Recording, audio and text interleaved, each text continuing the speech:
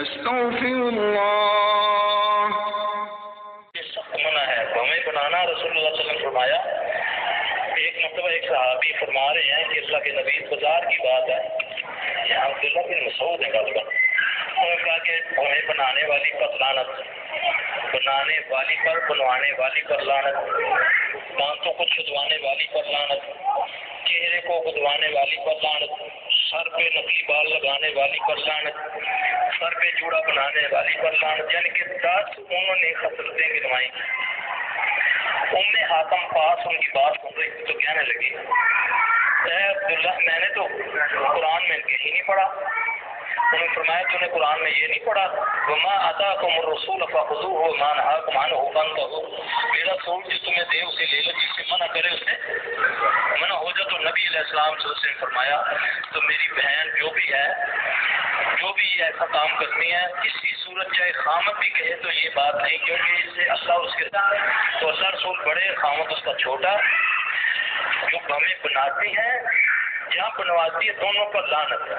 اور بھویں اس لیے بنائی جاتی ہیں کہ یہ مجھے بدی لگتی ہیں. تو مجھے یہ بتائیں کہ اللہ قرآن میں فرماتا ہے لقد خلقنا الانسان فی احسن تقویم، میں نے انسان کو بہترین بنایا. اب جو بھویں بنا کر دیکھتی ہے اور پھر کہتی ہے دیکھتی نہ ان چکا لگتا پیا ہے، تو وہ ایکچوئل اللہ کو کہتی دیر سے بڑھانا ہی آیا، دیکھ ہوں سونی میں بنی ہے.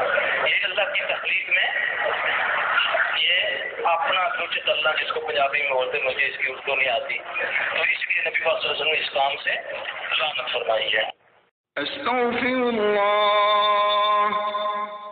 لا حول ولا قوة إلا بالله. الحمد لله الذي عافاني مما ابتلاك به وفضلني على كثير ممن خلق تفضيلا. حسبنا الله ونعم الوكيل. يا حي يا قيوم برحمتك أستغيث. رب اغفر وارحم وأنت خير الراحمين.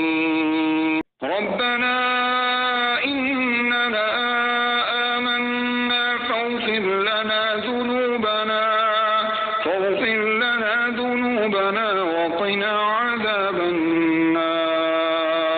ربنا ظلمنا أنفسنا وإن لم تغفر لنا وترحمنا لنكونن من الخاسرين.